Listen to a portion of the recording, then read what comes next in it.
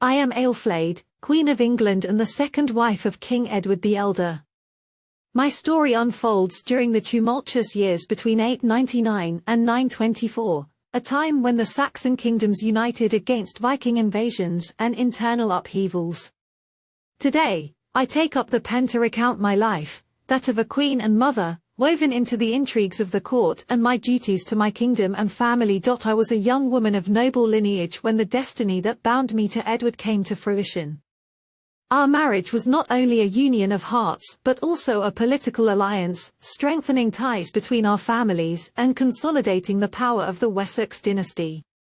In this role, I had to be much more than a wife, a counselor, a protector of the royal legacy, and a mother to the children who would secure the future of the kingdom.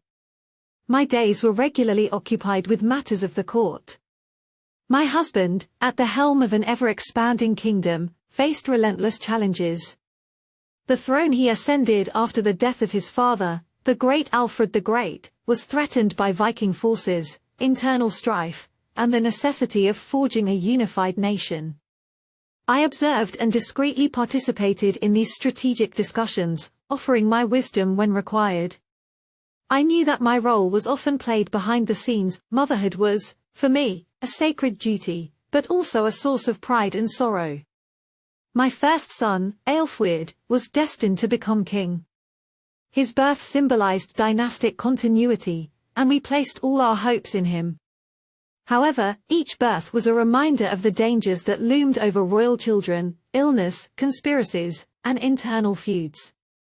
Edwin, my second son, was gentle and thoughtful, but fate led him to a tragic end that broke my heart. As for my daughters, they were raised for strategic alliances and to play their part in maintaining peace and stability.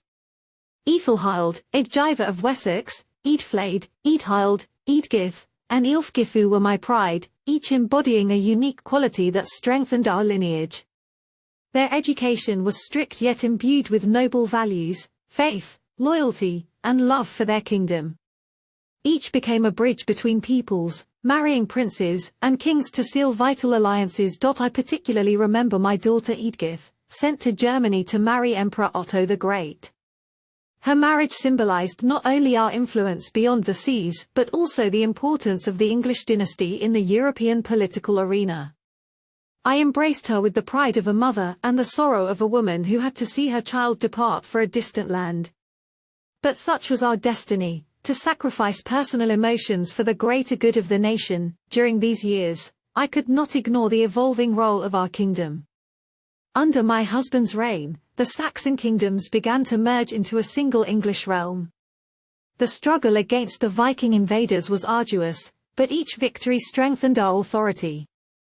To me, this dream of unifying England was the most precious legacy we could offer our children. However, not everything was peace and grandeur. Intrigue at court was ever present. The sudden death of my stepson Ælfflæd left me pondering, was it an accident or a political scheme?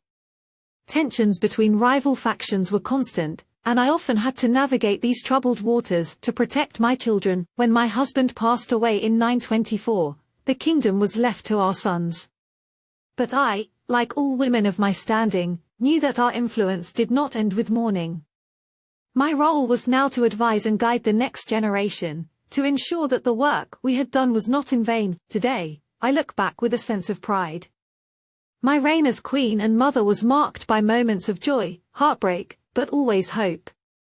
History may remember my children and husband before me, but I know that, in the shadow of their glory, my quiet hand helped shape a kingdom and build a legacy that no one can erase.